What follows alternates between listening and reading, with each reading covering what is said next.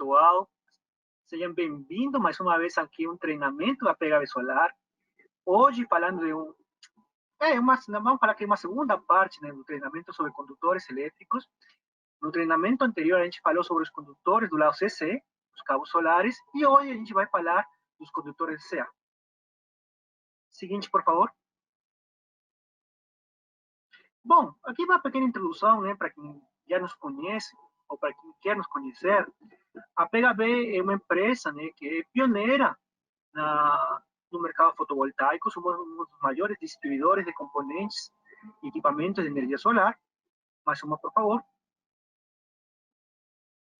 E nos caracterizamos principalmente pela qualidade de nossos produtos, né? Temos produtos que são muito bons, das melhores marcas e com um preço muito competitivo. Temos um atendimento comercial que agora foi melhorado através da plataforma 2.0. E nossa equipe de engenharia está aí pronta para auxiliar vocês caso aconteça algum problema. Mais uma, por favor. Então, hoje, para falar justamente do tema escolha, dimensionamento e instalação de condutores CA em sistemas fotovoltaicos, estamos aqui eu, Roberto Valer, que sou o coordenador do Centro de Treinamento da PHB Solar, e nosso convidado especial, o professor Hilton Moreno, que é consultor técnico da Cobrecon. Professor Hilton, por favor, se apresente. Muito obrigado, Roberto, pelo convite. Obrigado a você, obrigado à PHB Solar. Saudação a todos que estão aqui conosco. Eu sou Hilton Moreno, já trabalho há muitos anos na área de instalações elétricas, principalmente na área de normalização técnica, e tenho tido a oportunidade nos últimos anos aí de trabalhar como consultor técnico da Cobrecon, né? Importante fabricante, fornecedor de fios e cabos elétricos aqui do mercado brasileiro. E agradeço a oportunidade aí de a gente estar fazendo a segunda parte da nossa apresentação aqui da instalação dos cabos, escolha de cabos e linhas elétricas nos sistemas fotovoltaicos. Muito obrigado pela oportunidade, Roberto. Muito bom, professor Hilton. Rodrigo, por favor, não está aqui a fotinha dele, mas o Rodrigo Tangi, da Cobrecon. Por favor, Rodrigo, se apresente. Boa tarde, pessoal. Quem está falando meu nome é Rodrigo Tangi, mais conhecido como Tangi. Sou supervisor de marketing da Cobrecon. Farei uma breve apresentação institucional aqui da Cobrecon. Somos uma fabricante de fios e cabos elétricos para baixa tensão. Estamos posicionados aí entre as líderes de mercado e fomos fundados na década de 90. Essa imagem aqui é da nossa matriz, localizada em Itu, interior de São Paulo. Nessa unidade aqui nós contamos com aproximadamente 350 colaboradores e também temos uma segunda unidade em Três Lagoas, Mato Grosso do Sul. Essa unidade aqui ela conta com aproximadamente 150 colaboradores. As duas plantas totalizam mais de 35 mil metros de área industrial, tá? E a Cobrecon ela domina toda a cadeia produtiva, que vai desde a fundição do catodo de cobre, que acontece aqui na unidade de Três Lagoas, até a distribuição dos nossos produtos, fios e cabos elétricos para baixa tensão. Tá? Além do nosso cabo solar fotovoltaico que vocês encontram aí no kit comercializado pela PHB, vocês também encontram toda a nossa linha de produto em todo o país. Desde revendas de materiais elétricos e materiais de construção, atacadistas, distribuidores, home centers, tá? Vocês podem encontrar os produtos da Cobrecon. Fiquem até o final desse webinar. Agora nós teremos a apresentação oficial aqui do nosso consultor técnico, professor Hilton Moreno. Fiquem até o final que nós teremos uma grata surpresa aí para todos vocês que participarem. Tenham todos um ótimo webinar e até mais tarde. Obrigado, pessoal. Muito bom, Rodrigo. Antes de começar o webinar em si, eu quero lembrar algumas regras. Esse webinar está sendo gravado, então depois vocês podem assistir esse treinamento, assim como os treinamentos anteriores, no nosso canal de YouTube, que é o canal da PHB Solar. Tem uma abinha de perguntas, onde vocês podem fazer as perguntas, e no finalzinho da apresentação do professor Hilton, a gente vai fazer essas perguntas ao vivo para ele. Bom, lembrando uma coisinha muito importante que eu já coloco bastante ênfase para vocês, né? Infelizmente, temos um mercado que prioriza muito o preço dos componentes, né? O preço do kit fotovoltaico, quanto mais barato, parece que fosse melhor. E os condutores elétricos, né, tanto no lado CC como no lado CA, são às vezes, muitas vezes, na verdade, são despreciados, menospreciados, né? A pessoa não dá a qualidade necessária, a importância necessária a estes elementos. Então, aproveitem muito este treinamento para entender qual é a diferença entre diversos tipos de condutores que são comercializados no mercado. Aproveitem para aprender qual que é o condutor mais adequado para o projeto que vocês estão instalando. Bom, e aproveitem em gerar o conhecimento que aqui o professor Hilton vai passar para nós. Professor Hilton, pode começar. Muito obrigado, Roberto. Então, vamos lá, já debate pronto aqui. Como a gente não conhece, infelizmente é complicado conhecer cada um que está participando aqui do nosso evento, eu vou começar bem do comecinho, né? Bem da definição dos condutores elétricos possíveis de serem utilizados no lado em corrente alternada de uma instalação fotovoltaica e apresentar, inclusive, os termos que são utilizados pela normalização técnica, porque a norma ela trata os condutores com uma terminologia apropriada que, se a gente não conhece esses termos, depois fica mais difícil para a gente interpretar o que a norma está querendo dizer. Então, começando por esse comecinho, tirando o condutor nu, né, que é simplesmente o condutor metálico, a gente entra agora, para efeito da instalação elétrica no lado CA, em dois tipos de condutores, duas famílias de condutores elétricos de baixa tensão. Aqui à direita o chamado condutor isolado. Como o nome diz, é bem apropriada essa terminologia, nós temos o condutor metálico e uma camada isolante, a isolação do cabo. Então, um condutor metálico, em geral, cobre, né, na baixa tensão. Eu queria só fazer um parênteses aqui, no lado em corrente contínua, para quem esteve acompanhando aqui o nosso webinar sobre isso, no lado em corrente contínua, os cabos têm que atender a NBR 16612, que permite somente o uso de cabos com condutores de cobre, e lá no caso, inclusive, cobre estanhado. No lado em corrente alternada da instalação, é permitido o uso de condutores de alumínio com várias restrições de seção mínima, né? Se é uma instalação industrial, se é uma instalação comercial, enfim, sendo que é terminantemente proibido o uso de cabos com condutores de alumínio no lado em corrente contínua, nas instalações residenciais e nas chamadas instalações em locais de afluência de público. Então, aqui já começa, digamos, uma primeira informação objetiva.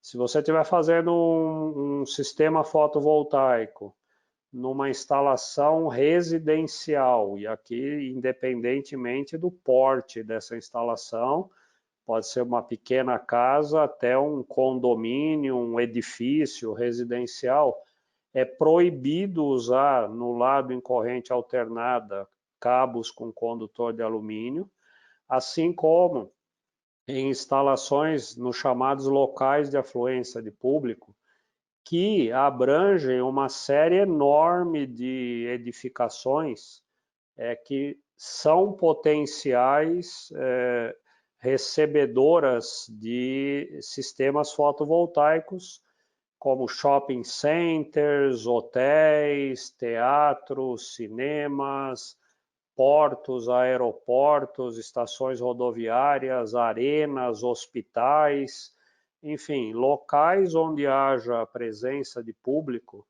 é proibido pela NBR 5410, que é a norma de instalação de baixa tensão, que se aplica no lado em corrente alternada das instalações fotovoltaicas, Quem diz isso é a NBR 16690, que é a norma de instalações, né, de arranjos fotovoltaicos. Ela diz que o lado em corrente alternada, na parte das linhas elétricas, seguem todas as prescrições da NBR 5410.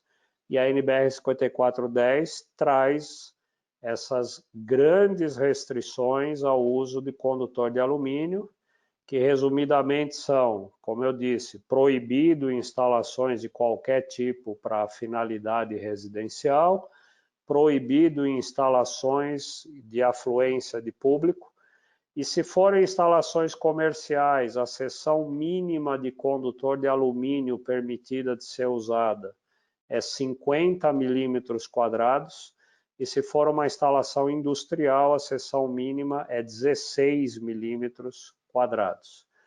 Aqui já emendando, se a gente estiver, por exemplo, numa fazenda solar, a NBR 5410, esse assunto em 2004, né, quando foi publicada a 5410, em 2004 não se falava basicamente de energia fotovoltaica no Brasil. Então não há uma prescrição clara na NBR 5410 de que falando de uma fazenda solar, por exemplo. Então, provavelmente, por analogia, né, essa restrição ao uso de condutor de alumínio no lado em corrente alternada seria mais para a interpretação daquilo de uma fazenda solar ser mais parecida conceitualmente com uma instalação industrial, por exemplo. E aí, nesse caso, a seção mínima do condutor é 16 milímetros quadrados se a gente for querer usar condutores de alumínio. Genericamente falando, o mais usado em baixa tensão são os condutores de cobre, né? E daí o condutor isolado, então, ele é o condutor e uma camada de isolação. Esse condutor isolado, esse termo condutor isolado, é o que a NBR 5410 usa no texto. No mundo real, o condutor isolado, o sinônimo dele é o que o mercado chama dos cabos 450/750 volts. O pessoal fala, os cabinhos 750 volts, o fio 750 volts, é o que seria o em construção equivalente ao chamado condutor isolado.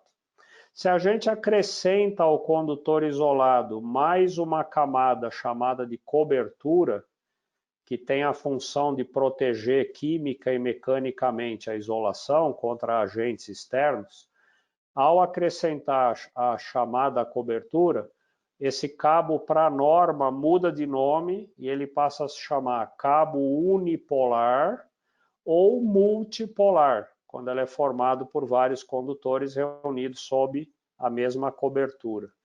Bipolar, se forem 2 condutores, tripolar, tetrapolar, pentapolar e assim por diante. Esses cabos uni e multipolar são o que o mercado chama de cabo 1kV, ou cabo 0,6/1kV. Então, a gente tem, então, por um lado, condutor isolado, que são os cabos 750 volts do mercado. Por outro lado, cabo uni ou multipolar, que são os cabos 0,6/1kV conhecidos no mercado. O fato de um cabo ter ou não cobertura faz toda a diferença, e nós vamos ver isso na sequência, em como é possível esses cabos serem instalados. Então, ter a cobertura significa que a isolação do cabo já foi protegida de fábrica. A Cobrecon aplicou uma cobertura que protege a isolação. Então, a isolação sai protegida de fábrica. Um cabo ser só condutor isolado, entregue assim numa obra, significa que a isolação não foi protegida de fábrica. E, portanto, ela vai ter que ser protegida na obra. pela obra. Isso muda, e como eu disse, nós vamos ver daqui a pouquinho, as maneiras permitidas pela norma de quando eu posso instalar um condutor, quando e como eu posso instalar um condutor isolado, quando e como eu posso instalar um cabo uni ou multipolar. E o motivo dessa preocupação com a proteção da isolação é porque a isolação é o elemento que faz com que eu tenha um cabo diferente do nu. Ou seja, qual é a diferença de um cabo nu para um condutor isolado ou para um cabo unipolar? É a presença da isolação.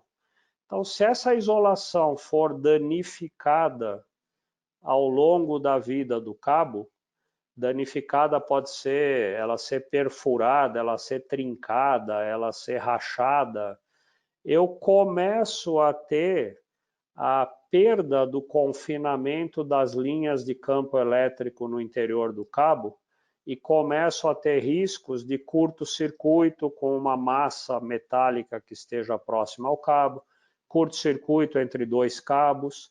Então, o que diferencia um cabo não isolado de um cabo isolado é a isolação. Então, é ela que tem que ser protegida e garantida que fique íntegra a vida útil inteira daquele cabo. Daí essa atenção toda, esse cuidado todo em proteger contra agressões físicas e químicas do meio ambiente, é essa camada isolante. E essa proteção pode ser feita, então, vinda de fábrica, onde eu já aplico uma camada suplementar que protege a isolação, ou vou dar um jeito de lá na obra proteger essa isolação, e nós vamos falar sobre isso daqui a pouquinho. Falando do condutor aqui propriamente dito, quando esse condutor é de cobre, que é a maioria das aplicações em baixa tensão, a primeira informação é a pureza desse condutor de cobre para fins elétricos, por norma, é de 99,99% de pureza. Ou seja, eu tenho que ter no condutor 99,99% no mínimo de cobre. Ok? Essa já é uma informação relevante porque o preço do cobre no mercado mundial, o cobre é uma commodity. Então, o mundo inteiro paga o mesmo preço pela tonelada de cobre que é ditado pela Bolsa de Metais de Londres.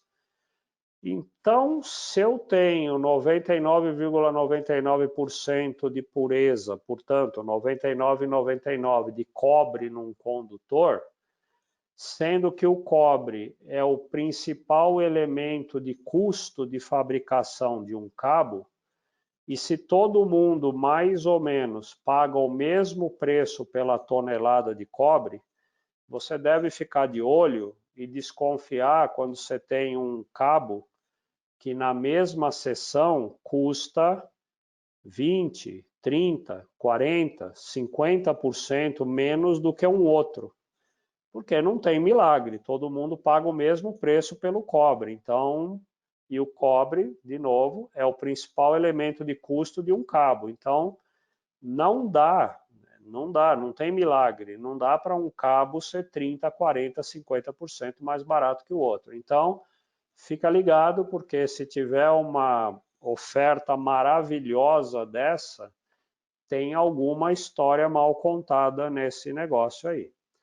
Outra maneira de roubar cobre e ter um cabo mais barato é se um cabo é 10 milímetros quadrados, eu te entrego 8 milímetros quadrados, eu te entrego 7 milímetros quadrados. Então, se um cabo é 10 e eu te entrego 7, eu roubei 30% de cobre de você. Se eu roubei 30% de cobre de você, eu posso vender um cabo 30%, 40% mais barato para você. Então, mais um motivo para você desconfiar quando a oferta é muito tentadora no preço de um cabo.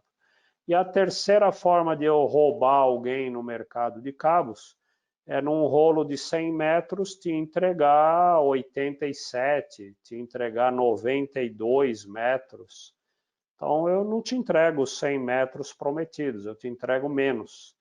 Se eu te entrego menos, eu posso cobrar menos de você. Então são essas três maneiras que existem. Uma é não usar o cobre puro, usa sucata de cobre. Outra é não te entregar a seção de cobre que tem que ser entregue.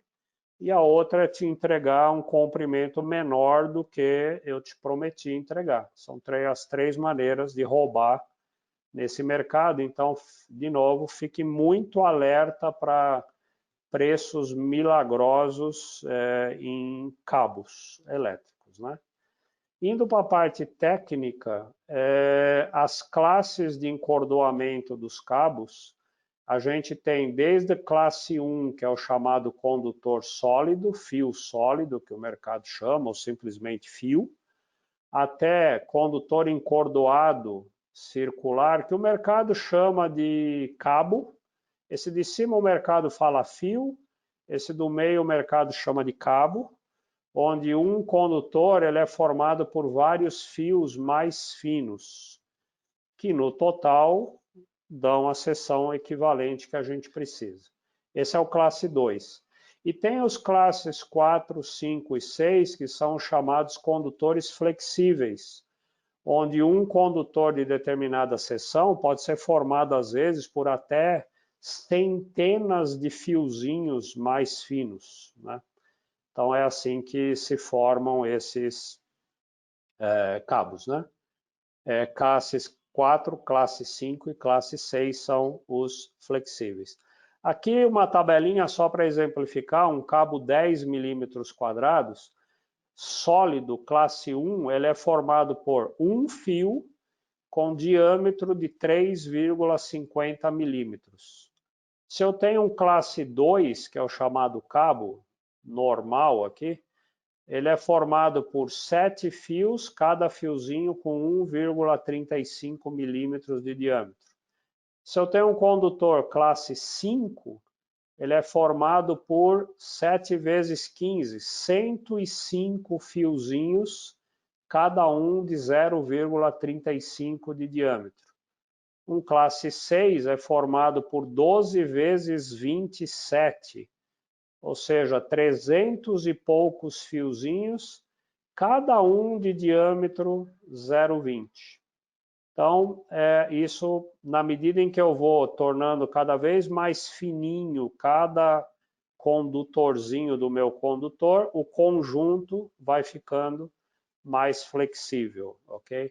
O padrão de mercado para cabo do lado AC, depende do tipo de cabo, é classe 2 ou classe 5. São as duas classes que predominam hoje no mercado. Ou ele é um condutor encordoado, né, o chamado cabo, ou ele é um condutor flexível, em geral, classe 5 de encordoamento.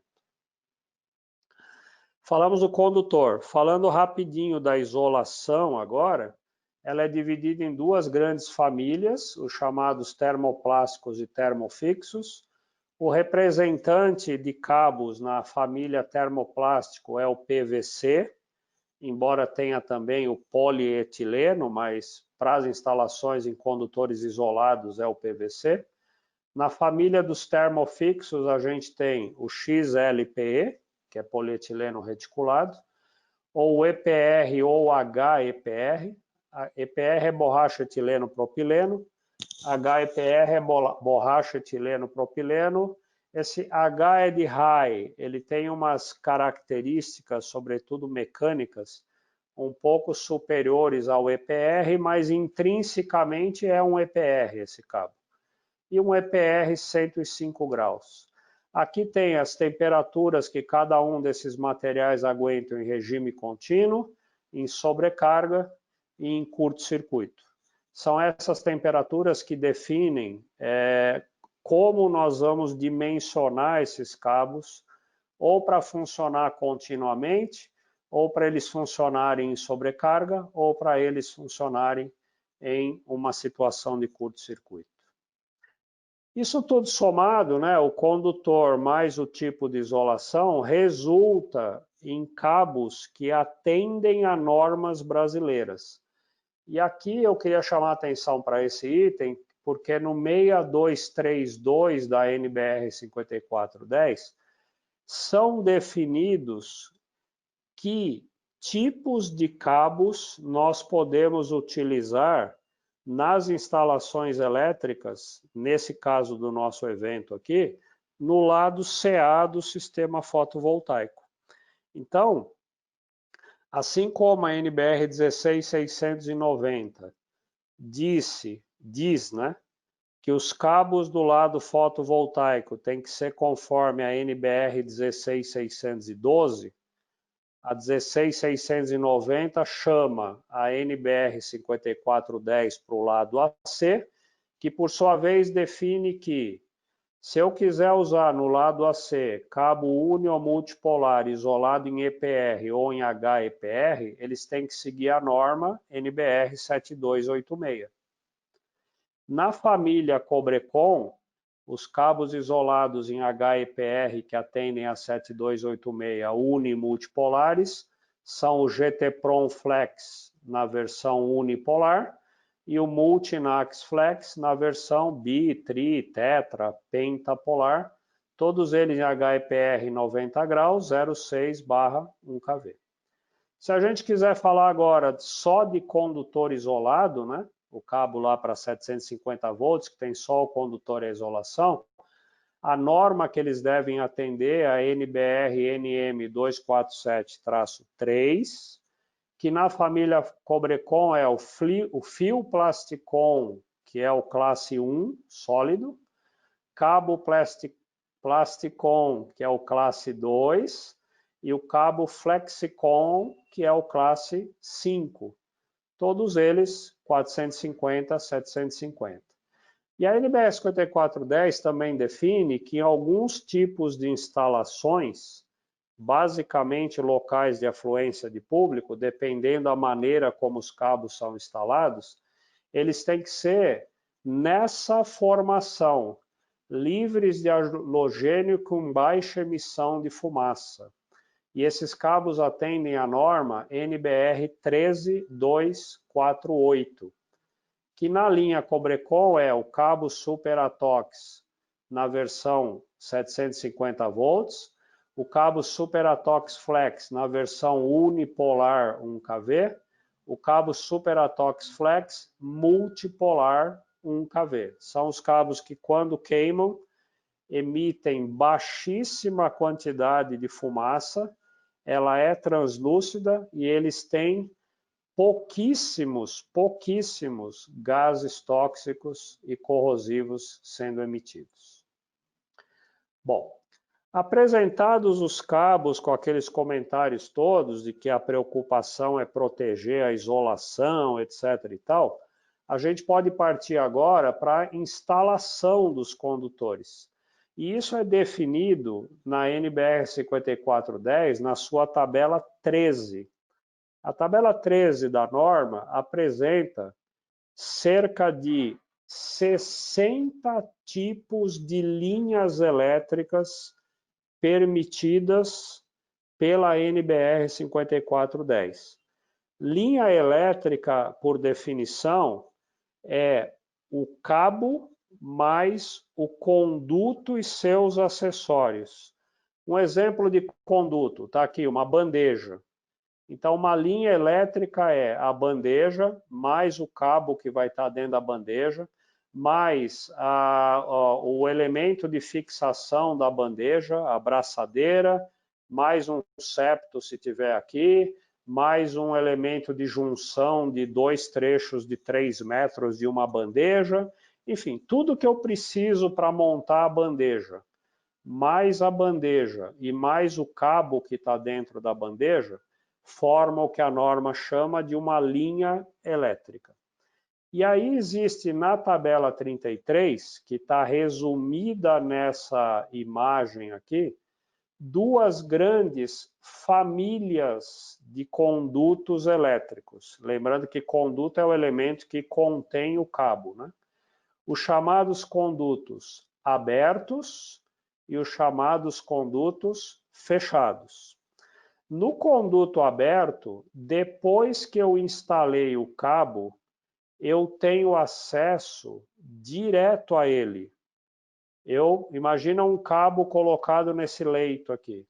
Depois que eu instalei o cabo no leito, eu posso chegar a qualquer momento e ter acesso a esse cabo direto, sem escala. Eu toco nesse cabo.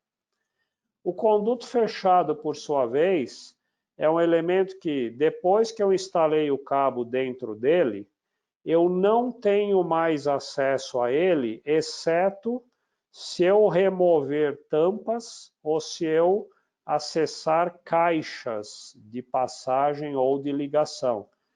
Então, eletroduto, por exemplo, eu botei o cabo dentro do eletroduto. Eu não tenho acesso ao cabo simplesmente chegando perto de um eletroduto. Eu só vou conseguir acessar o cabo numa caixa de passagem, numa caixa de ligação, dentro de um quadro onde chegou o eletroduto. Então, esses elementos, uma canaleta fechada com tampa, um eletroduto, uma eletrocalha, né? Eletrocalha é um perfil em U com tampa, né? Nesses tipos de condutos fechados, eles protegem o cabo. O cabo fica sendo protegido pelo conduto fechado, enquanto que num conduto aberto, o cabo está desprotegido mecanicamente. Que conclusão a gente chega? Se você lembrar lá do comecinho, eu falei que o que a gente precisa preservar, a vida útil inteira de um cabo, é a sua isolação.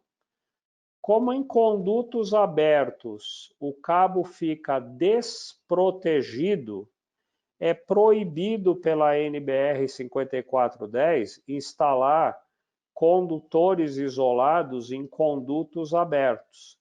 Portanto, que é o que está destacado aqui em amarelo, somente é permitido instalar em conduto aberto cabo uni ou multipolar 1kV. É o cabo que já vem com cobertura de fábrica. Por quê? Porque aí a cobertura, apesar do cabo estar desprotegido, né, do ponto de vista de que não é o conduto que protege o cabo, a cobertura dá o primeiro combate e protege a isolação contra influências externas. Por outro lado, como no conduto fechado, o conduto fechado protege a isolação, eu posso instalar dentro de um conduto fechado condutor isolado, 750. E com mais razão ainda, eu posso instalar, se eu quiser, dentro de um conduto fechado, um cabo uni ou multipolar 1kV. Então, esse é o entendimento da maneira correta de fazer a instalação de cabos.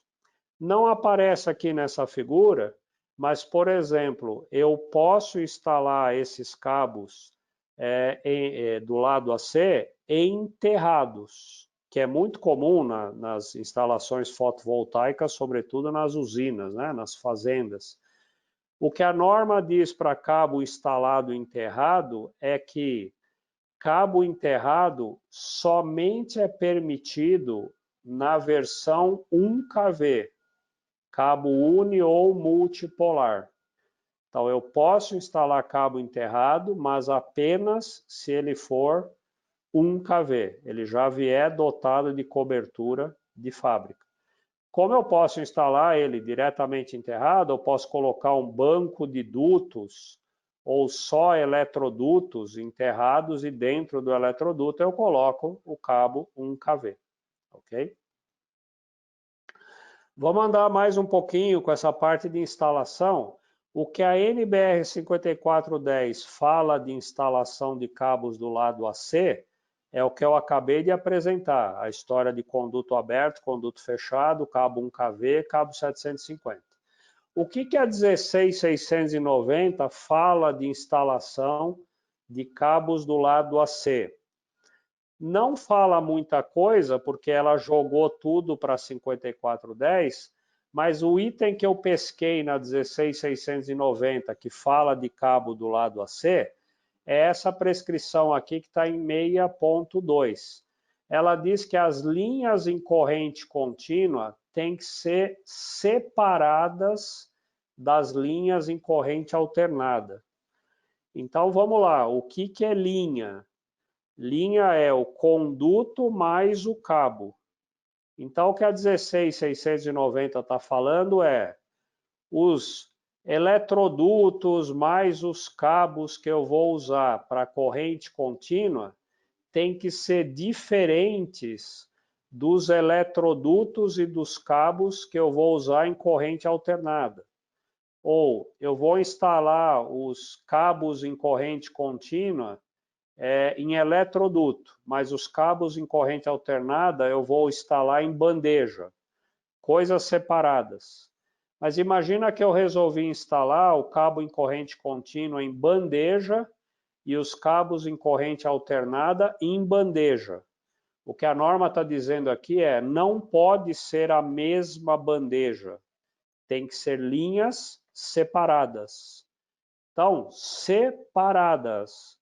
Corrente contínua corre por uma linha, corrente alternada corre por outra linha.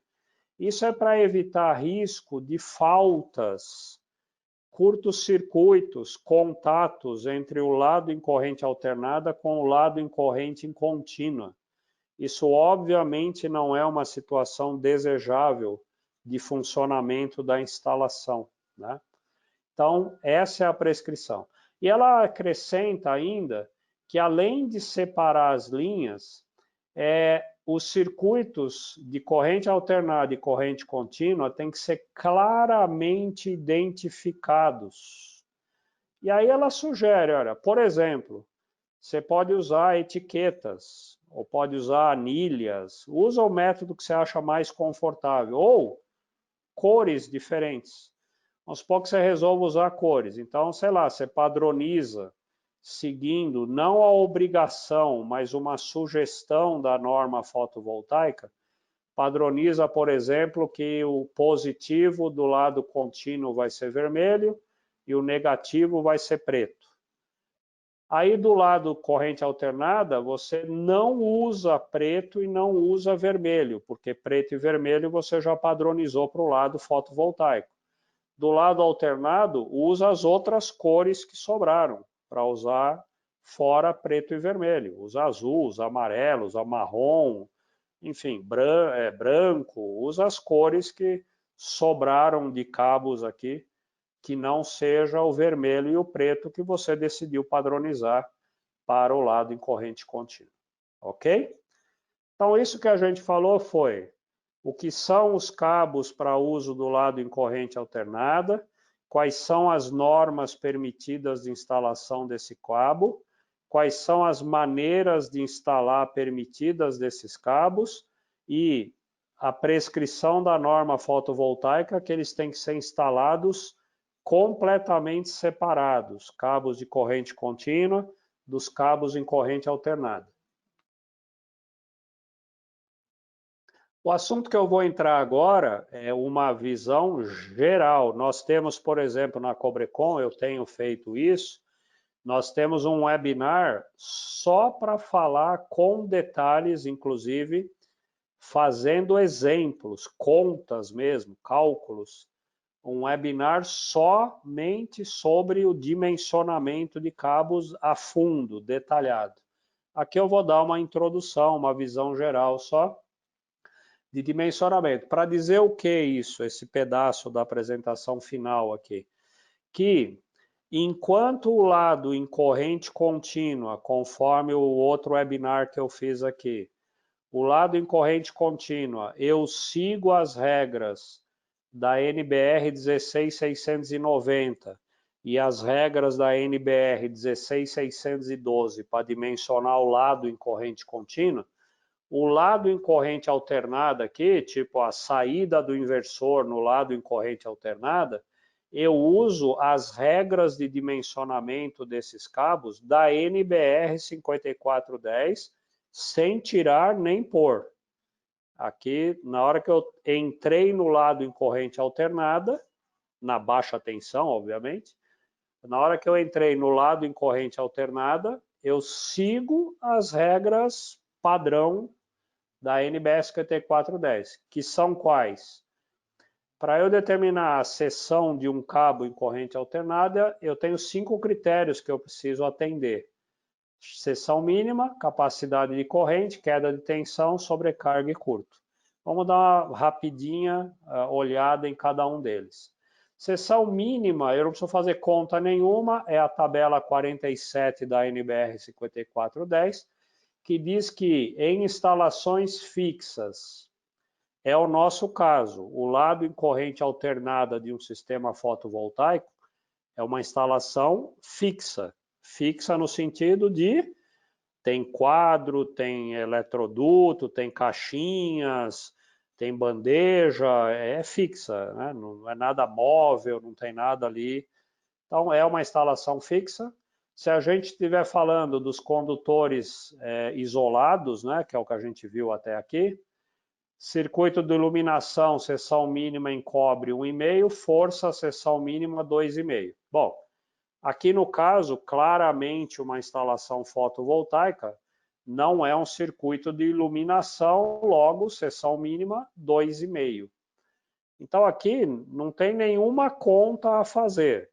A gente já começa o dimensionamento dos cabos no lado AC por 2,5. Não se aceita nenhuma seção menor do que essa, mesmo que a corrente lá do inversor, né, fosse suficiente para ter um cabo 1,5. Seria pouco provável isso, mas supondo que desse para ter uma seção 1,5, não valeria, porque no mínimo a gente tem que começar o dimensionamento por 2,5. Entrando agora no próximo critério, que é a capacidade de corrente, esse critério, o conceito dele é o quê? Aquele material isolante do cabo suporta, no máximo, uma certa temperatura permanentemente, sem se degradar, ao longo dos anos todos da vida útil daquele cabo. Então, como o que provoca temperatura na isolação é a passagem de corrente por uma determinada seção de cabo, aquela corrente que passar numa determinada seção não pode aquecer o condutor mais do que essas temperaturas que estão na tabela, garantindo que ele não se degrade e possa trabalhar lá os N anos de vida útil dele. Cabos em PVC, a temperatura máxima em regime permanente é 70, EPR XLPE 90. Antes de entrar, a partir dessa informação, a gente cai em tabelas de capacidade de corrente. Para usar as tabelas de capacidade de corrente, eu antes preciso ir lá na tabela 33 da norma, escolher a maneira de instalar que eu vou usar, e ir lá na última coluna dessa tabela 33 e pegar a letrinha que está lá, a letra e o número. A1, A2, B1, B2. Exemplo aqui, vamos supor que eu vou usar aqui o método de instalação número 3. Eu vou colocar condutor isolado dentro de um eletroduto aparente que vai estar sobre uma parede. Isso aqui poderia ser o quê? Eu vou botar um eletroduto fixado ao módulo, à estrutura do módulo. Então, eu tenho aqui um eletroduto encostado na estrutura do módulo. É uma das maneiras de, por exemplo, fazer uma instalação fotovoltaica aí. Não estou falando, aqui eu estou falando do lado AC, né? Por algum motivo eu estou com o inversor, sei lá onde, numa caixa, e eu resolvo, com o inversor numa caixa, resolvo por causa ali da topologia, eu vou prender o cabo AC lá na estrutura do módulo. Sei lá, estou chutando aqui.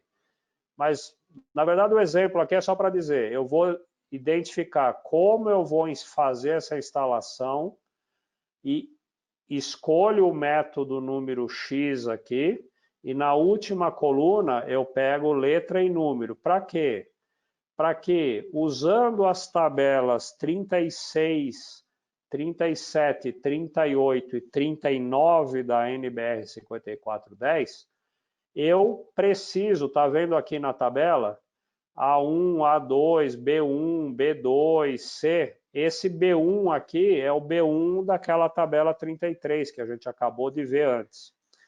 Então, a gente define aqui qual é a corrente de projeto. Sei lá, no caso aqui, qual é a corrente nominal do inversor. Vou pegar esse exemplo aqui, 48 amperes. O circuito é trifásico, o condutor é de cobre, ele vai ser isolado em PVC, eu vou fazer a instalação em eletroduto aparente, estou considerando a temperatura ambiente 30 graus. Entrando com isso tudo aqui, ó, eletroduto aparente deu B1, trifásico é 3 condutores. Entro com 48 nessa coluna azul aqui, ó, eu vou procurar o primeiro número maior ou igual a 48 amperes. Achei 50, vou para a esquerda, encontrei um cabo 10 milímetros quadrados. Então, o cabo que atende a 48 amperes trifásico instalado em eletroduto a 30 graus é um cabo 10 milímetros quadrados. Então, esse cabo, eu posso ficar passando os 48 amperes por ele a vida inteira. Como ele aguenta 50, ele não vai ultrapassar os 70 graus de temperatura máxima e vai conduzir perfeitamente a corrente que eu estou querendo que ele transporte. Eu queria fazer um comentáriozinho aqui, porque em sistemas de maior potência, isso é muito comum, eu instalar vários cabos por fase. Às vezes começa a ficar muito exagerada a seção do cabo e é mais econômico, mais inteligente, ao invés de levar um cabo por fase, eu levo 2, 3, 4, 5, 8, às vezes 10 cabos por fase. Eu queria só fazer um alerta que está em 6257 da NBR 5410 sobre instalação de cabos em paralelo. E a regra de instalar cabo em paralelo por fase é que a gente tem que fazer uma distribuição espacial desses cabos que resulte numa impedância de cada grupo ABC a mais parecida possível entre si. Ou seja, a impedância do grupo A1, B1, C1 tem que ser parecida com a A2, B2, C2, que tem que ser parecida com a A3, B3, C3. Para quê? Para que a corrente se divida o mais igualmente possível em cada trio aqui e mais igualmente possível dentro de cada condutor. Exemplo, imagina que eu tenha 300 amperes de corrente total. Qual é o mundo ideal? O mundo ideal é que eu tenha 100 amperes no A1, 100 amperes no B1, 100 no C1, 100 no C2, 100 no B2, 100 no A2, 100 no A3, 100 no B3, 100 no C3. Para eu conseguir ter essas correntes iguaizinhas em cada condutor, é preciso que as impedâncias aqui sejam todas iguais. Como é que eu consigo, jogando aqui com a geometria, porque a geometria tem a ver com a indutância mútua desses cabos aqui. Onde pega esse assunto é na indutância mútua. Quais são as geometrias que levam a gente a ter uma impedância praticamente igual em todos os condutores, que resulta numa distribuição de corrente muito aceitável, muito uniforme? A geometria é, se os cabos estiverem em plano, é essa aqui, ó, A, B, C, bota um espelho aqui, C, B, A. bota outro espelho aqui, ABC. O próximo, CBA, ABC. É assim que a gente consegue o melhor balanceamento de impedâncias. Se eu estou em trifólio, é sempre o C em cima e embaixo alterna. AB, BA, AB, BA vai alternando embaixo e o C sempre em cima. Com essa geometria, a gente consegue o melhor equilíbrio, o melhor balanceamento de corrente entre os condutores. Não vai ser perfeito, mas vai ser muito aceitável, ok? Por quê? Porque se eu não balancear direitinho, eu posso ter, daquele exemplo que eu dei, 300 amperes de corrente total, pode ser que eu tenha 180 no A1, 80 no A2 e 40 amperes no A3.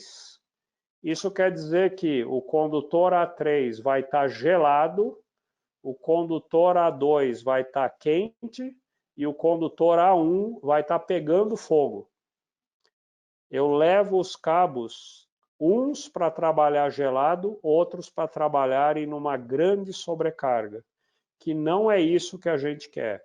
A gente quer que todos os cabos trabalhem aproximadamente na mesma temperatura. Próximo critério é queda de tensão.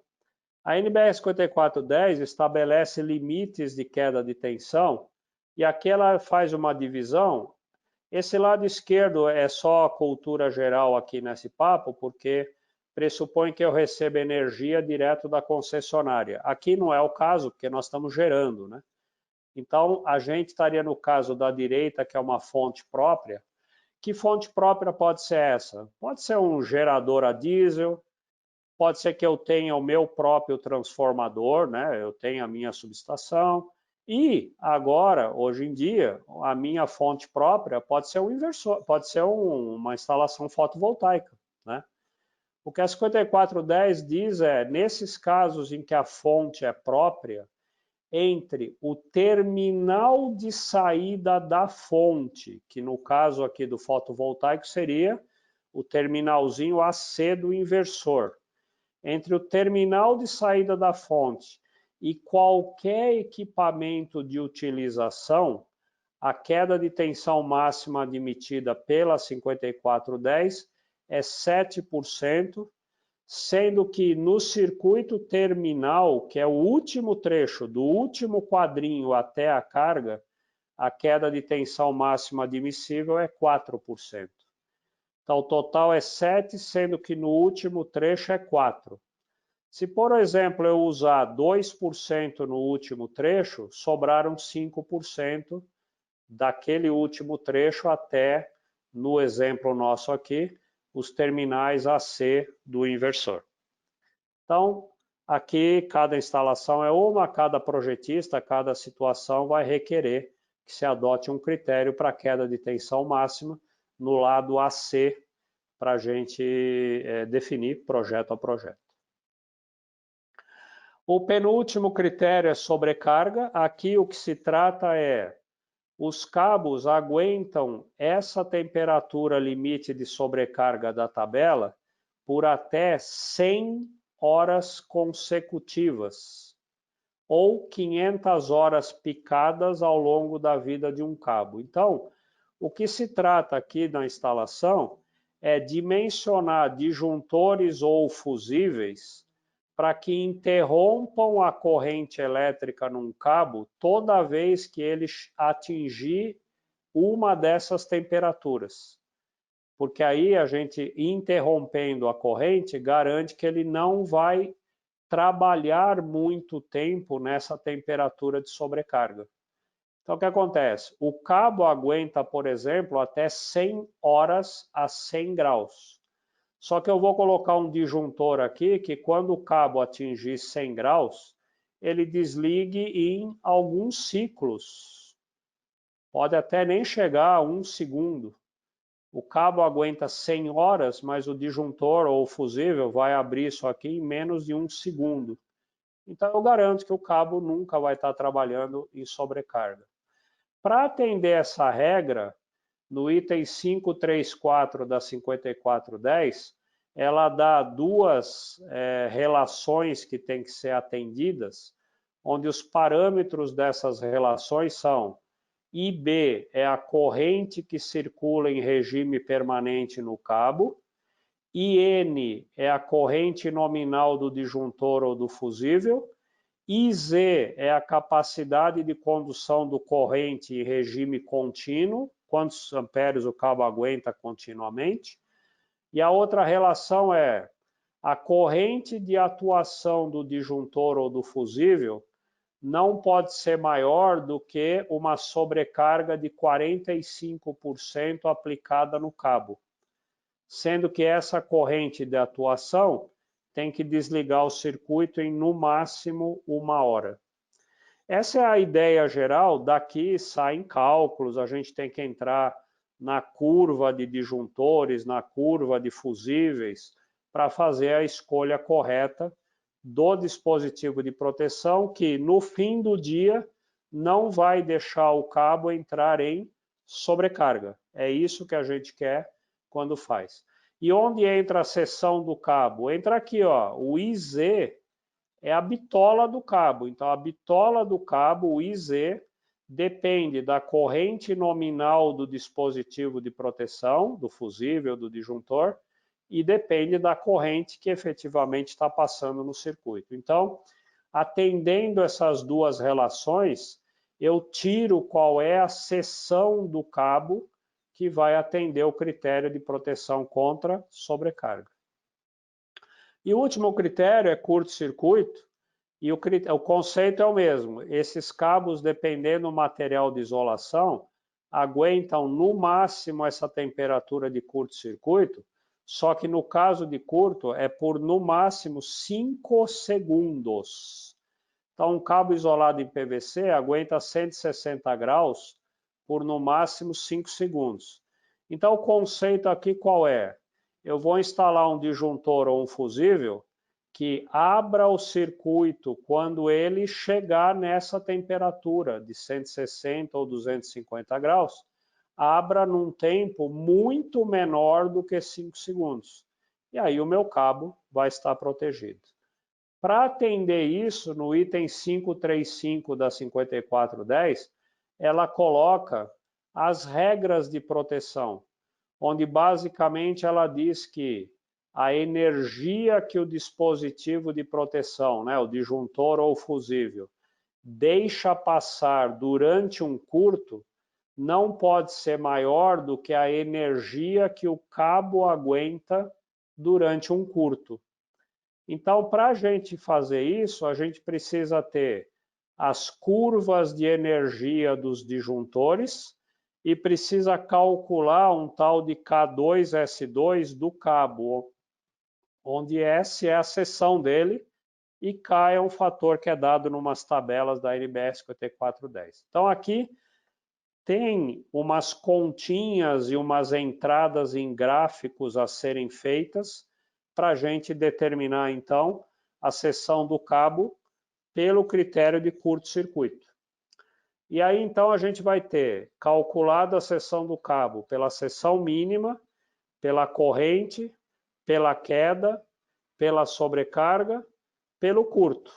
A seção final resultante de um circuito é a maior obtida dentre essas 5 seções que a gente calculou uma a uma, ok? Então essa é a visão geral, aí Roberto já colocando aqui, falo pelo Tange também. Se em algum momento quiser que a gente volte aqui para um webinar só fazendo conta, entrando em gráficos, tabelas e tal, a gente pode explorar os 5 critérios de dimensionamento do lado AC, se for necessário. Dito isso, eu encerro a apresentação, me coloco à disposição de perguntas, mas acho que antes o Tange quer falar um pouquinho sobre essa parte aqui. Perfeito, professor. Excelente conteúdo. Bom, pessoal, o professor Hilton Moreno escreveu 2 livros já para a Cobrecon. O primeiro, Cabos Elétricos de Baixa Tensão, conforme a 5410. E no ano passado, em outubro do ano passado, nós lançamos o segundo livro, Cabos Elétricos para Instalações Fotovoltaicas, tá? Nós temos esses livros em nosso site, versão digital, mas aí, como a PHB nos abriu uma segunda oportunidade para fazer esse webinar, eu vou encaminhar esses livros físicos para as residências de vocês, tá? Eu estou deixando a regrinha aqui no chat. Nome e endereço completo, tá? Não esqueçam do CEP, para o e-mail marketing@cobrecon.com.br. Tá? No título do e-mail, vocês colocam Livros Cobrecon no webinar da PHB. Nós enviaremos esses exemplares para as residências de vocês. Pedimos só um pouquinho de paciência, porque os Correios eles estão em greve, pelo menos aqui no estado de São Paulo. Não sei se está também no país todo. Então, tem demorado para chegar, mas nós vamos encaminhar para residências de vocês, tá bom? Aproveitar também e falar a Cobrecon vem gerando muitos conteúdos, seja por meio de webinars, os livros, e também estamos com o Cobrecon Play, que é uma marca da Cobrecon, onde nós temos conteúdos relevantes em podcasts, tá? Vocês encontram esses conteúdos que foram gravados pelo professor Hilton Moreno e também pelo nosso instrutor técnico Paulo Sandrini, nas principais plataformas de streaming, Deezer, Apple e Google Podcast e também no Spotify. Em breve lançaremos também conteúdos em vídeo, tá? Estamos finalizando aí, logo mais teremos novidades. É só vocês acompanharem as nossas redes sociais que em breve lançaremos o conteúdo em vídeo também. Tá bom, pessoal? Agradecer mais uma vez aí a PHB, o Roberto, pela oportunidade, professor Hilton Moreno, pelo excelente conteúdo compartilhado com a gente. E agora é com você aí, Roberto. Obrigado. Muito bom, muito obrigado aí, Rodrigo. Né? Pessoal, aproveitem, porque esses livros têm muito conhecimento. Então, que bom que a gente possa ganhar esses livros de graça e poder estudar esse material elaborado pelo professor Hilton. Antes de entrar às perguntas, eu queria lembrar para vocês que este webinar está sendo gravado, né? Que depois vocês podem assistir ele no nosso canal do YouTube. E convido todo mundo, não, já que a gente está aqui, tira um print screen dessa imagem aqui, desse slide, né? Etiqueta PHB Solar no Instagram, para que tenha Instagram, @PHB Solar, _. Rodrigo, qual que é o Instagram da Cobrecon? @Cobrecon. @Cobrecon. E mostra aí para os teus clientes que você está se capacitando e aproveitando esses tempos que a gente está aqui na pandemia para se aprimorar ainda mais nos conhecimentos. Não sei se o professor Hilton também tem um Instagram. Eu tenho, mas ficamos com o da Cobrecon aí, não vamos misturar aqui os assuntos aí. Deixa o da Cobrecon só. Muito bem. Bom, professor Hilton, tem aqui várias perguntas, algumas me fizeram aqui pelo bate-papo, outros pelo WhatsApp. Vamos embora. Uma pergunta sobre a divisão, né, a separação entre os condutores CC e CA. A pergunta é a seguinte, aqui do Adriano. É possível utilizar, por exemplo, um eletroduto e colocar uma divisória nesse eletroduto, né, para para obedecer a norma, colocando nessa divisória os condutores CC e na outra parte da divisória os condutores CA? Então, excelente pergunta. E o seguinte, esse aspecto, e aí vale... Eletroduto um pouco mais complicado, né? Ter um septo ali dentro de um eletroduto, exceto se ele já vier de fábrica com esse septo. Mas, por exemplo, numa eletrocalha, num leito, né? Existe até as peças, né? Que você coloca ali, são chamados septos, né? Onde você cria ali uma separação. Você teria um leito, bota o septo no meio, teria um leito do lado esquerdo, leito do lado direito, né? Então, qual é a minha análise desse assunto, né? Na leitura fria da norma, eu vou até voltar aqui a nossa, projetando o slide aqui, na leitura fria da norma, né, assim,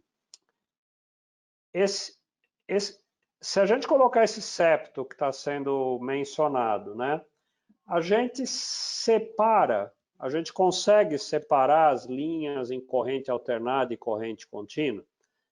Então, aí eu vou fazer a leitura fria e a gelada. A gelada é a do juiz, né? É a do advogado, lá é a do juiz. Então, aqui está escrito, né? As linhas devem ser separadas. Não está escrito que os condutores devem ser separados. Olha a sutileza. Quando aqui está escrito que as linhas em CA e CC devem ser separadas, vamos lembrar a definição de linha. Linha é o conjunto formado pelo conduto mais o condutor. Então, seria o leito mais o cabo. Então, não dá para eu dizer que colocando um septo no leito, eu pelo menos não consigo interpretar que eu tenho um leito e ao colocar um septo nele, eu separei as linhas. Mas assim, é a minha interpretação. Se você entender que ao colocar um septo num leito, as linhas, não os cabos, presta atenção nisso, né? Porque se a norma falasse os cabos devem ser separados, para mim, nenhuma dúvida. Eu boto um septo no meio do leito e separo. Do lado esquerdo fica CA, do lado direito fica CC. Tranquilo. Na hora que a norma fala as linhas são separadas, ao pôr um septo num leito, eu tenho, na minha interpretação, um leito só. É um leito que tem um septo. Eu não separei as linhas. Então, a minha interpretação, eu acho que ela seria compartilhada por um juiz, é de que a resposta para essa pergunta objetiva é não. Não valeria dentro de um eletroduto ter alguma espécie de septo, dentro de uma bandeja por um septo, num leito por um septo. Tem que ter 2 eletrodutos, 2 bandejas, 2 leitos, 2 perfilados separados. Excelente resposta, professor Ayrton. Bom, aqui uma pergunta do Rodrigo. Ele está perguntando o seguinte: é possível? Você já respondeu isso no webinar anterior, mas vamos lá. aqui também. É possível utilizar um cabo CA, um KB, para ligações CC, de corrente contínua, entre o inversor e as strings? Então, a pergunta é se dá para usar o cabo CC do lado CA, né? É isso? Não, um cabo CA, de um KB, né? O CA do lado CC? Uhum. Então, Rodrigo, né? Rodrigo, proibidíssimo, porque a NBR 16690 diz que os cabos do lado CC devem atender aos requisitos da 16612. A 16612 é uma norma específica para cabos para uso fotovoltaico. E quando a gente analisa um por um dos requisitos da 16612, que é o que a gente fez no webinar passado, né, que está à disposição aí para vocês assistirem, quando a gente analisa os requisitos da 16612, a conclusão, sem nenhuma sombra de dúvida, né, sem restar nenhuma dúvida, é de que não é possível usar os cabos CA no lado CC. Então, o único cabo que pode ser usado no lado CC, em qualquer trecho que seja o cabo de série, de subarranjo ou de arranjo, o único cabo que pode ser usado é o cabo conforme a 16612, que não tem nada a ver com esses cabos em CA que eu apresentei aqui. Muito bem. Então, para complementar a pergunta, né, eu vou perguntar a outra pergunta que a gente fez no treinamento passado. E é possível utilizar os cabos CC, né, o cabo que atende a NBR 6612, no lado CA? Então, Roberto, excelente pergunta. E agora aqui é assim, aí eu preciso dividir a resposta. Do ponto de vista técnico, do ponto de vista de construção do cabo fotovoltaico, requisitos que eles atendem, características, qualidade e tudo mais, esse cabo fotovoltaico, ele dá de 10 a 0 em qualquer cabo de corrente alternada. Ele seria um super cabo, o rei do lado em corrente alternada. Então, tecnicamente falando, seria extraordinário a gente usar esses cabos fotovoltaicos do lado CA. Nesse momento aqui da história, a gente só teria um problema que é burocrático para usar esses cabos do lado CA. É burocrático. Eu estou voltando os slides aqui para falar por... não, na verdade, estou indo para frente. Eu estou voltando aqui para explicar por quê. Tem a ver com isso que eu mostrei antes. Ó. Hoje, lembrando, né? Vamos levar isso no tempo. A 5410 é de 2004. Naquela época, ninguém falava em fotovoltaico, não tinha isso, né? Então, quais são os cabos burocraticamente permitidos pela 5410 para serem usados no lado CA? São os cabos conforme NBR 7286,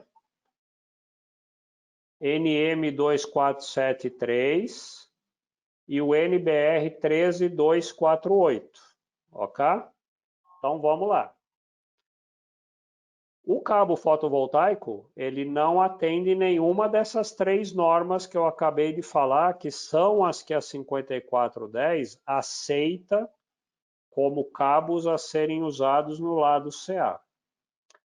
Porém, é o seguinte, eu deixei o slide parado nessa NBR 13248.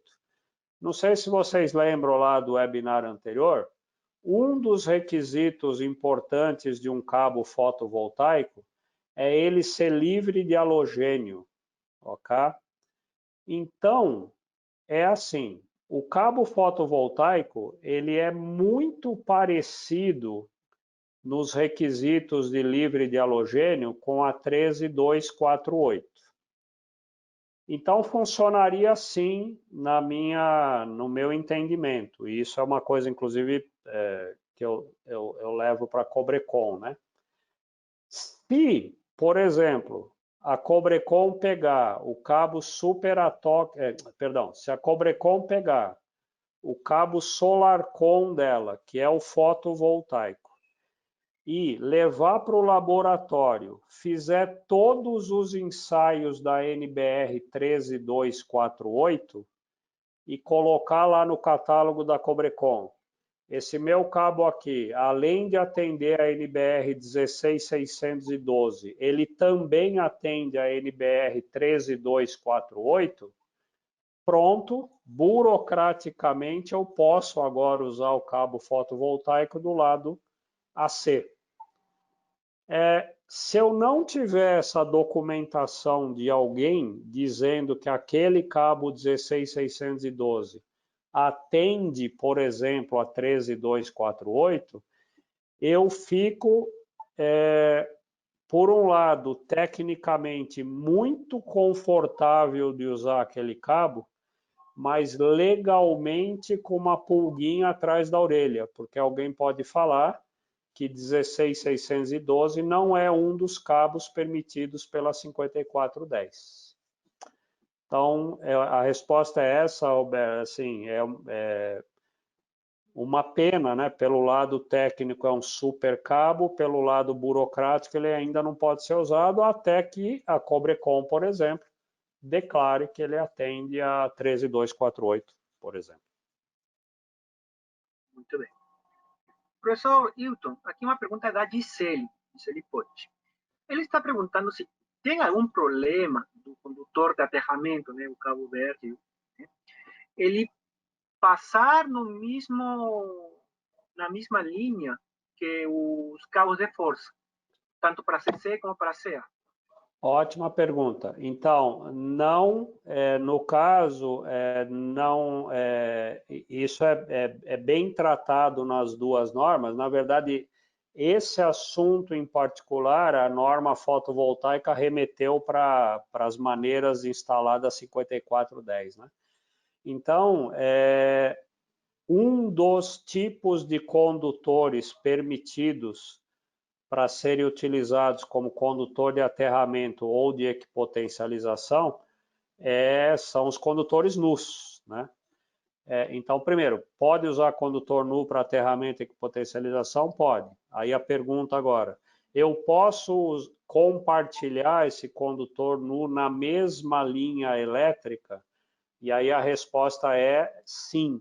Então, é permitido compartilhar condutor nu na mesma linha elétrica. Tem só uma exceçãozinha, que é no caso de eletroduto. Então, condutor nu dentro de eletroduto com condutores isolados ou condutor único ou multipolar, aí não. Então, nesse caso não. Agora, em todos os outros condutos, leito, bandeja, perfilado, etc., é permitido levar o nu compartilhado na mesma linha com os cabos isolados. Muito bom, professor. Professor, é uma pergunta que não é bem do tema, mas está relacionada ao webinar anterior. Aqui o Assis está perguntando o seguinte: se ele instalar o cabo solar, né, prevendo uma possível fadiga nele, esse cabo pode ficar exposto ao tempo em um telhado, por exemplo? O cabo da NBR 16612, então, né, falando do único tipo de cabo que pode ser usado em instalação fotovoltaica, um dos requisitos dele é exatamente ele ser resistente ao tempo, tanto radiação ultravioleta quanto chuva, por exemplo, água, né? Então, ao usar os cabos NBR 16612, perfeitamente pode, inclusive na norma NBR 16612, no fim dela tem tabelas de capacidade de condução de corrente dos cabos. E nessas tabelas de capacidade de corrente, muitas delas têm duas divisões para determinação da corrente, da capacidade de corrente do cabo. Uma é com o cabo exposto ao sol, né, ou à intempérie, enfim, e o outro é o cabo protegido. Então, pode sim, esses cabos são feitos para durar lá 20, 25, 30 anos ao tempo. Muito bem. Professor, aqui uma pergunta que me estão fazendo pelo WhatsApp. O Ademir pergunta o seguinte: bom, sobre as conexões, né, quando ele coloca as terminais. É recomendável colocar uma solda de estanho no finalzinho do condutor para colocar o terminal? O que você opina sobre isso? Boa, ótima pergunta também. Eu não, nesse caso aqui, eu vou ser o mensageiro, eu não opino, eu vou dizer o que está escrito na norma, né? Então, a norma diz que não... duas coisas. A primeira a norma que eu digo é a 5410. A primeira é que é proibido usar solda como elemento de conexão dos cabos, ou seja, imagina que você vai fazer uma emenda entre dois condutores. Não pode ser a solda o elemento que junta os dois condutores. Esse elemento que junta os dois condutores tem que ser um conector, ou se forem condutores de cobre, né, você pode dar aquelas voltas ali que o Senai ensina, né, um condutor em cima do outro e tal. mas tem que ser uma conexão mecânica bruta. Ou eu enrolo um fio em cima do outro, ou eu uso o conector. Eu não posso ter a solda sendo o elemento que provoca a ligação mecânica entre os condutores, porque se essa solda amolecer por uma sobrecarga ou um curto-circuito ou um problema qualquer, simplesmente um cabo solta do outro, né? Então, não se considera que a solda elétrica, no caso aí, a solda para finalidade de ligação elétrica entre dois cabos, ela seja suficiente para garantir a ligação mecânica entre os cabos. Ela, claro, é boa eletricamente, mas não se garante. Então, o uso de solda como meio de conexão mecânica entre cabos é proibido pela 5410. E a 5410 também proíbe, né, a colocação, aquela passadinha de solda na pontinha do fio para eu ligar num terminal, por exemplo. Isso é claramente proibido pela 5410. E o motivo é o quê? Essa solda, em geral, a solda que o pessoal coloca é uma solda a estanho. E a solda a estanho, o ponto de fusão dela é relativamente baixo. E, em geral, é igual ou inferior à temperatura de sobrecarga admitida pelos cabos. Então, o que pode acontecer numa situação é o cabo está numa temperatura de sobrecarga tal que amolece, escorre essa solda que a gente passa na pontinha do fio. Na hora que amolece isso, eu perco o contato no terminal, porque ficou um vazio ali, escorreu a solda, ficou um vazio. Então eu perco isso, aumenta muito a resistência de contato, aquece demais aquele ponto, pode levar a um incêndio.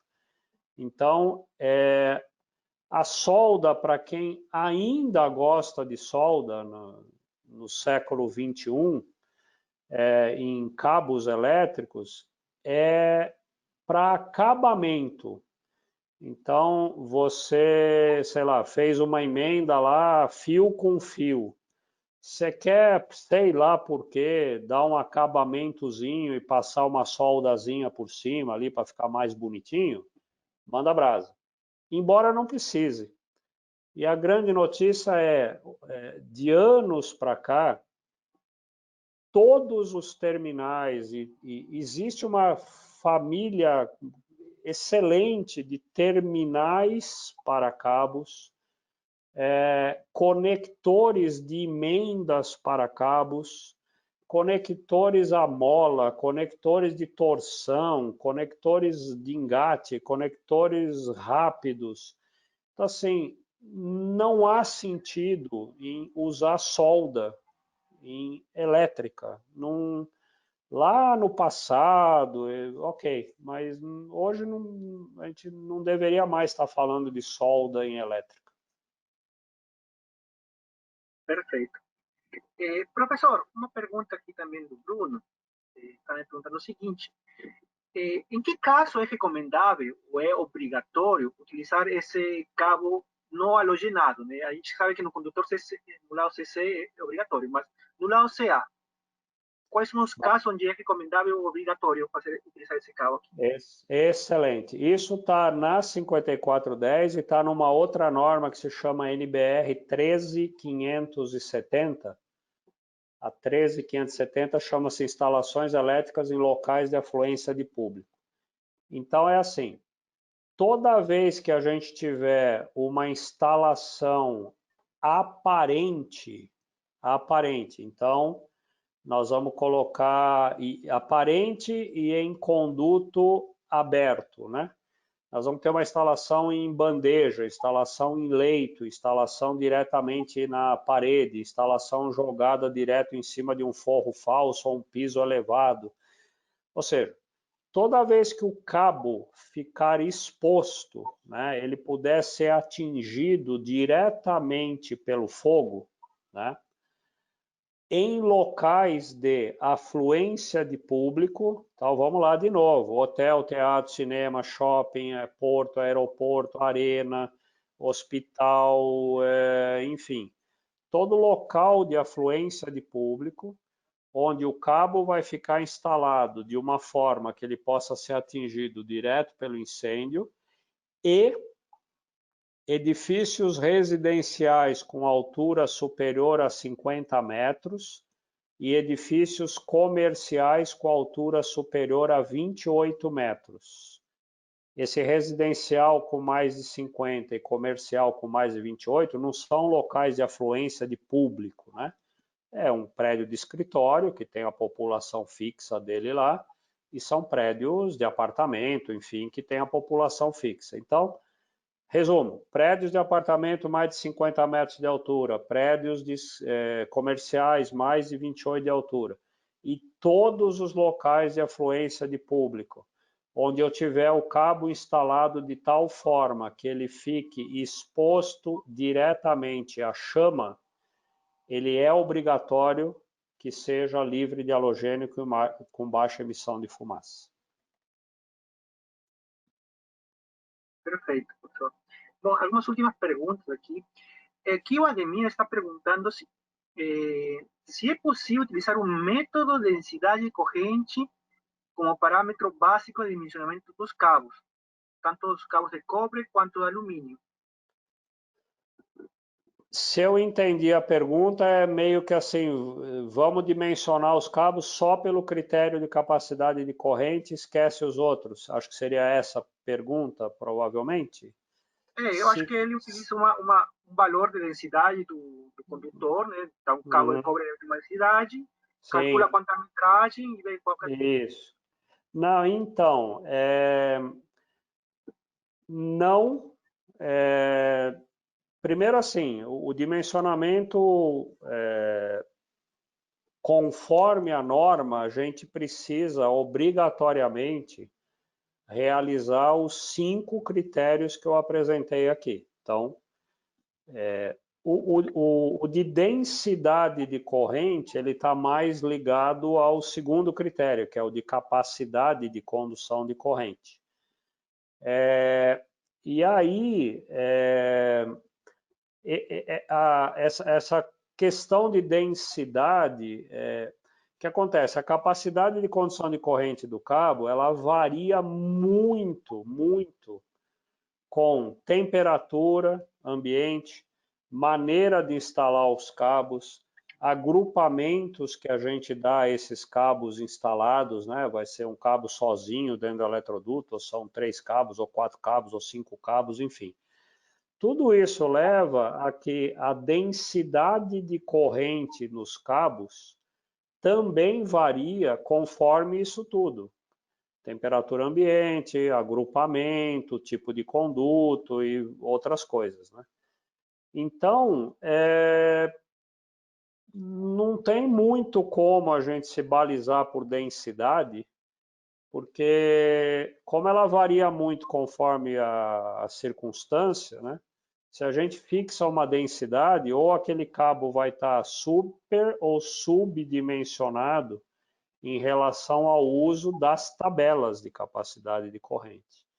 Então, que por sua vez, né, elas são baseadas em cálculos muito complexos termodinâmicos, onde o valor de quantos amperes eu posso passar num cabo, nesses cálculos termodinâmicos que dão origem a essas tabelas das normas, a base, o parâmetro para esses cálculos termodinâmicos não é densidade de corrente, né?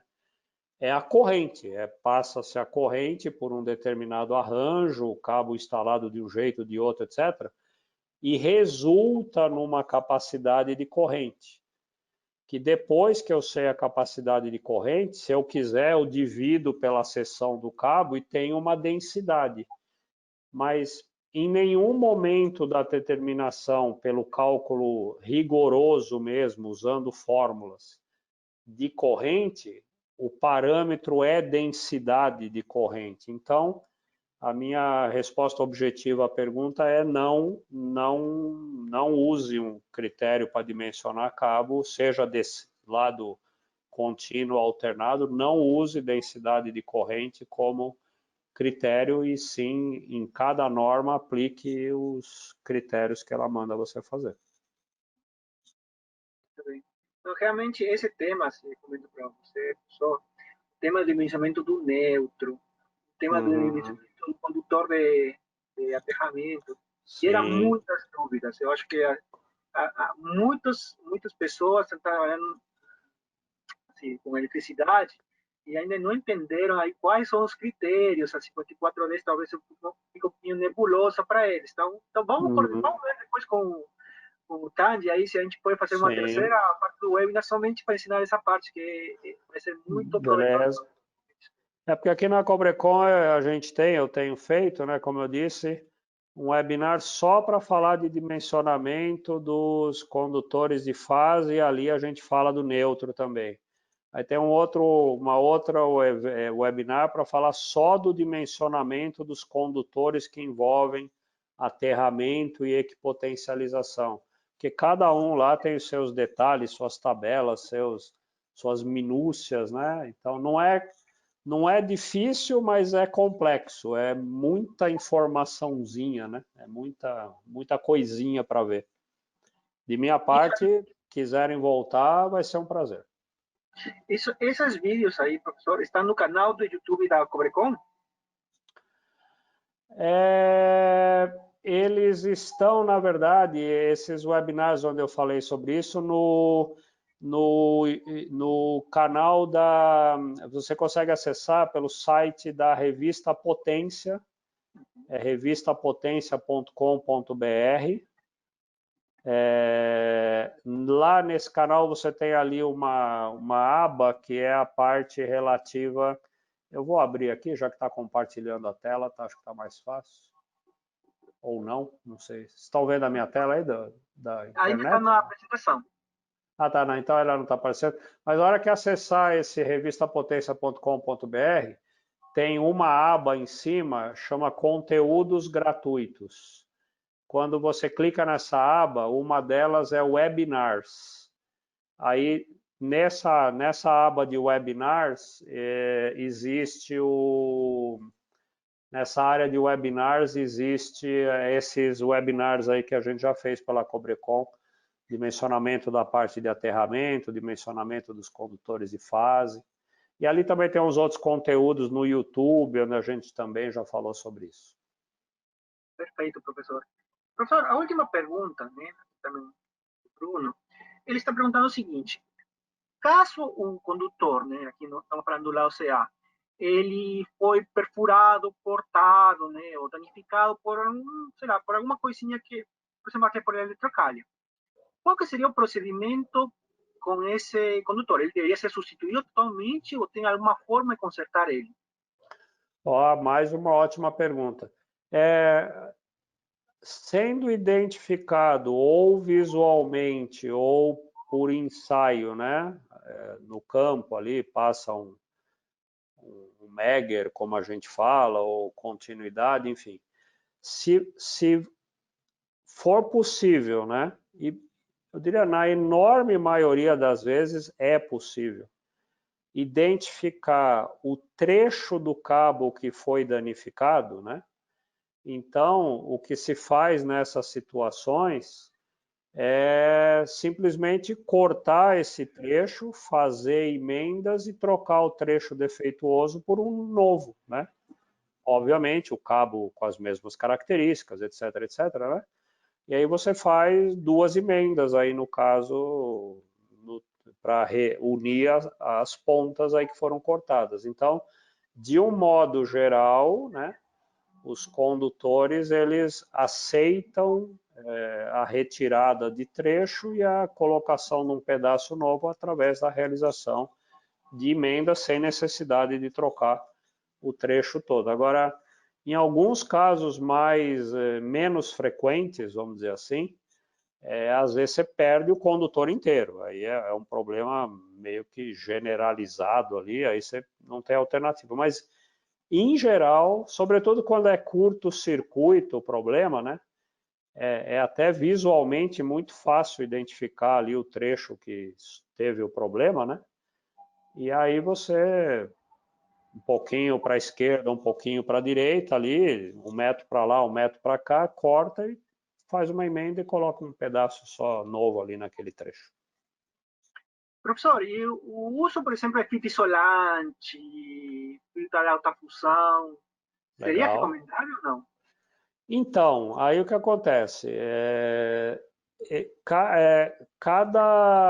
Esses produtos, eles ainda são produtos que têm a sua aplicação, mas na minha avaliação, aí, conhecendo aí outros mercados, enfim, cada vez menos.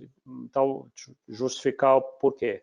Se a gente está falando de cabos de pequena seção eu vou falar até 10 milímetros quadrados, vai? Do 1,5 ao 10 milímetros quadrados. Para você fazer uma emenda com cabo de 1,5 a 10 milímetros quadrados, você tem à disposição no mercado já faz algum tempo. Eu vou dar 2 famílias genéricas aqui de conectores. O chamado conector A-mola, né? E conectores de torção. Você fazer emendas nessas seções pequenas, usando esses conectores, seja na versão A-mola ou seja na versão de torção, é tão mais rápido e tão mais confiável o produto final, que não tem mais sentido você ficar fazendo aquela emendinha com fita isolante. Descasca o fiozinho, o outro liga, junta, tal, passa a fita, não sei o que, não sei o que. Não tem sentido, é antiprodutivo. Toda vez que você faz emenda usando fita isolante ou fita autofusão, é um processo artesanal. Uma emenda sempre vai ser diferente da outra. Depende se você brigou com a tua esposa ou com o teu marido naquele dia, a emenda vai ficar melhor, vai ficar pior, teve um bom dia, um mau dia, tá de manhã, tá de noite. Então, nunca uma emenda é igual a outra quando você usa fitas. Quando você usa conectores pré-fabricados, né, 100% das emendas vão ser iguais. Já são isoladas de fábrica e são muito rápidas de você instalar. Então, não tem nenhum sentido alguém ainda estar usando fita isolante para cabinho de 1,5 a 10 milímetros quadrados. Nenhum sentido. É completamente fora da realidade alguém está fazendo isso ainda hoje. Agora, quando a gente vai para seções maiores, naturalmente já não tem soluções tão práticas e tão rápidas assim para fazer emenda. Normalmente você já começa a cair na área de ter que usar conectores, um conector de pressão, conector de compressão, enfim. Quando você cai em conectores, você vai ter que crimpar um conector, né? Quando você cai nessa área, tem 2 alternativas para você recompor a isolação e cobertura dos cabos. Uma é a base de fitas, a outra é a base de luvas termocontráteis, por exemplo, ou contráteis a frio. Eu, por exemplo, sou muito fã das luvas contráteis, sejam a quente ou a frio. Por quê? De novo, ela é um produto pré-fabricado. Você enfia a luva, né? Faz a tua conexão, traz a luva para cima do conector, ou a frio ou a quente, você colapsa aquela luva em cima do conector e está feito. Ou seja, de novo, eu já tenho uma coisa pré-fabricada que não vai depender do meu bom humor de ter sido feita melhor ou pior. Agora, isso não é dos métodos mais populares no Brasil, eu não sei porquê, pela história. A história no Brasil é que nas escolas, no Senai, sempre se ensinou o pessoal a fazer emenda com fita isolante, fita de plástica, fita autofusão. Que, ok, tá tudo certo, mas, de novo, é um processo artesanal e não você fazendo lá, segue a regra do Senai, 5 voltas para a esquerda, 2 para a direita, uma camada, 10, 2, tá? Beleza, vai ficar uma emenda, mas, Beto, na boa, cara, ano 2020, quase chegando em 2021, a gente está fazendo coisas artesanais, não combina muito, né? Então, resumindo essa longa história, cabos de seção pequena vai fazer emenda, usa conector pronto, um conector a mola, um conector de torção. Cabos de seção maior, usa luvas, contráteis a frio, contráteis a quente. Ok, terceira opção, usa fitas. Né? Então, só que a gente cai nesse processo artesanal. Mas se a pessoa gosta, vamos embora, não é proibido. Muito bem, professor. Professor, a última pergunta. Aqui também. Vamos embora, quantas quiser. Não vou a lugar nenhum aqui, tô em casa. A pergunta é a seguinte: cabo de alumínio. Quais são os problemas de utilizar cabo de alumínio? Ou é recomendável sempre utilizar somente cabo de cobre? Por exemplo, uma instalação residencial. Excelente pergunta. Então, o cabo de alumínio, eu diria, ele é tão bom quanto um cabo de cobre. O produto, o cabo, né? Feito segundo a norma, ele é tão bom quanto. A única desvantagem do alumínio é que para conduzir a mesma corrente elétrica, eu preciso ter mais condutor, porque a condutividade do alumínio é menor que a do cobre. Então, se num circuito em cobre eu vou usar um cabo 50 milímetros em cobre, eu teria que usar provavelmente um 70 ou um 95 em alumínio. É um cabo para a mesma corrente, mais grosso do que o cabo em cobre. Mas o cabo em si, o produto o cabo é tão bom quanto o do cobre, dura tanto quanto, tudo certo, não tem nenhum problema com o cabo de alumínio. Por que as restrições ao uso, então, severas, né, de cabo de alumínio? É por causa das conexões de condutores de alumínio. Seja a conexão de uma emenda, um cabo de alumínio com alumínio, seja uma emenda de um cabo de alumínio com cobre, seja uma terminação, né, terminar um cabo de alumínio num conector, terminar um cabo de alumínio num terminal de um disjuntor, de um fusível, de um inversor, de um DR, de uma tomada. O que acontece? O alumínio, assim que o alumínio é produzido lá na usina de alumínio, acabou de fabricar o alumínio, imediatamente o alumínio reage com o oxigênio do ar e cria uma película sobre o alumínio de óxido de alumínio. O óxido de alumínio ele é transparente. Então, toda vez que você estiver olhando para um alumínio, na verdade, você está olhando, ou toda vez que você tocar num alumínio, você está tocando no óxido de alumínio e não direto no alumínio, ok? Bom, porque ele é transparente.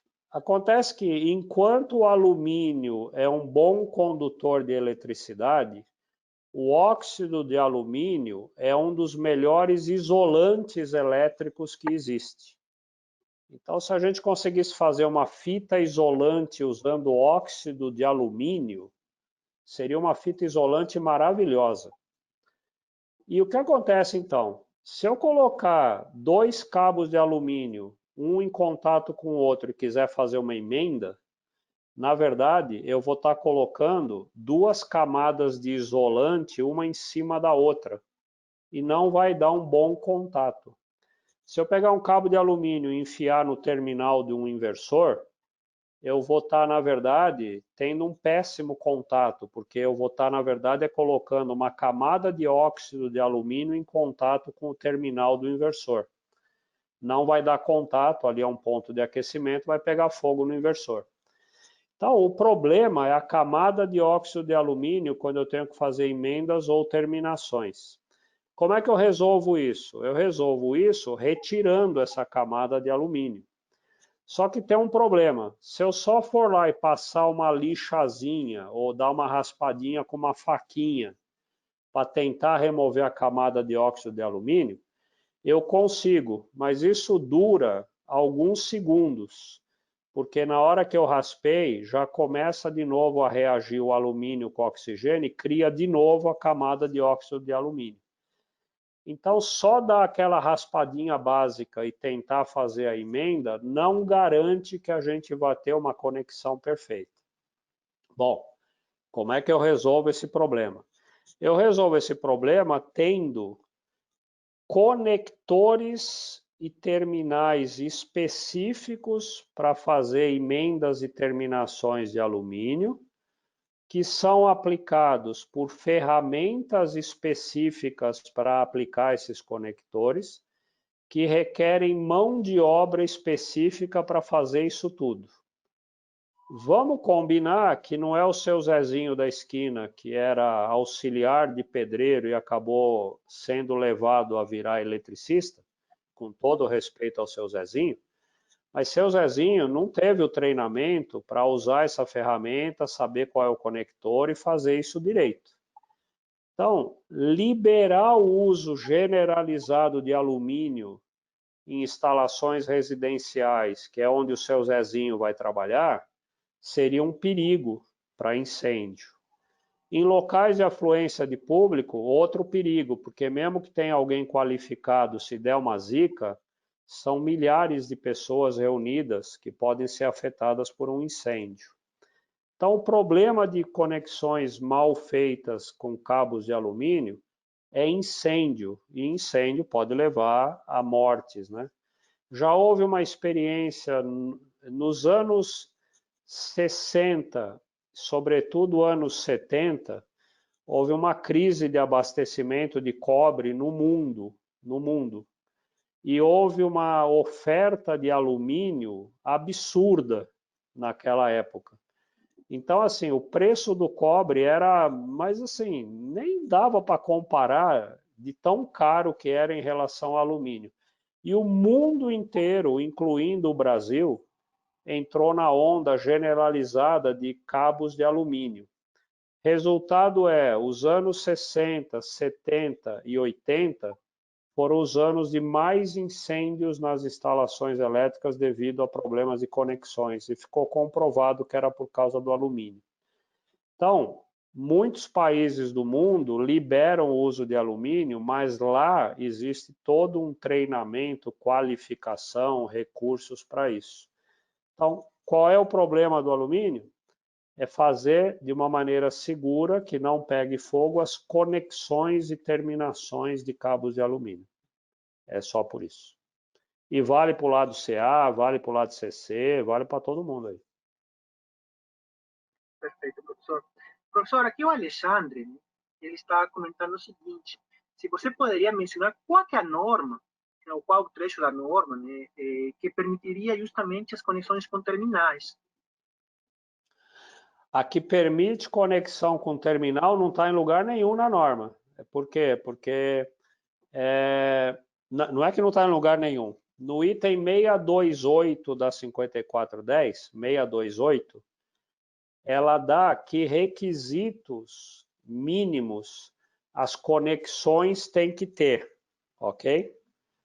E quando você lê os requisitos, e lá ela traz inclusive algumas exigências específicas para essas conexões de alumínio, ok? Com cabos de alumínio. Então ali é assim, quando você lê que exigências mínimas a 5410 traz para conexões, a conclusão que você chega é, opa, se eu usar conector, se eu usar terminal, eu atendo a esses requisitos da norma. Então, não é que a norma diz é obrigatório o uso de terminal, é obrigatório. Não, ela é uma norma de desempenho, né? Ela diz que características tem que ter uma conexão. Quando você lê aquilo, você vai ver que, pô, se eu usar um terminal, se eu usar um conector, eu atendo a isso que a norma está exigindo como mínimo para mim.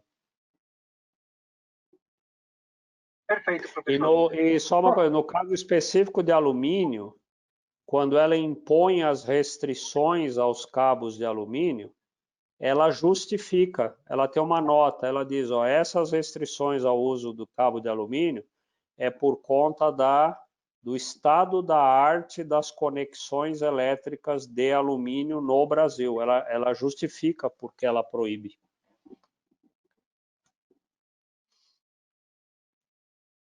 Perfeito, professor.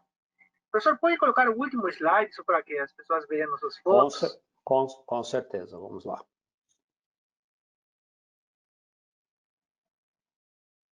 Esse ou o anterior? Não, o anterior. Boa.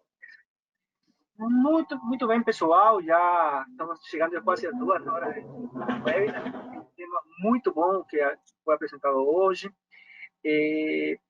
Professor Hilton, por favor, algumas palavras de agradecimento. Exatamente isso. Agradecendo a você, Roberto, a PHB Solar pelo espaço aí que nos deu, né? Agradecendo a Cobrecon, nominalmente ao Tange, aí por mais essa oportunidade aí da gente estar compartilhando aí o pouquinho que a gente pode compartilhar. E muito obrigado pela atenção de todos aí que estiveram com a gente esse tempo todo e os futuros aí que vão assistir as gravações aqui com a gente. Muito obrigado então, Roberto. Muito bem. Tanji, por favor, algumas palavras. Perfeito. Agradecer primeiramente você, Roberto, e a PHB pela oportunidade, pelo espaço. Desde já nos colocamos à disposição para a realização de um terceiro webinar. Agradecer a participação de todos que enviaram perguntas aí super relevantes para enriquecer ainda mais esse conteúdo. Não esqueçam de encaminhar o e-mail para que vocês ganhem os 2 livros escritos pelo professor Hilton Moreno. E tenham todos um ótimo final de semana aí e até a próxima, pessoal. Muito obrigado. Muito obrigado, então, a todo mundo. Pessoal, próxima quinta-feira a gente tem outro treinamento, né? A gente vai explicar um pouquinho, desvendar o que é a conta do Grupo A, que muitos já estão fazendo orçamentos, trabalham com esse tipo de clientes, não entendem muito bem a diferença, né? O que é hora por ponta, hora por a ponta, por que é cobrar reativo. Então, a gente vai fazer um webinar focado nas faturas do Grupo A. Aproveitem bastante e a gente se vê na próxima quinta-feira. Um abraço para todo mundo. Até outra oportunidade. Tchau, tchau.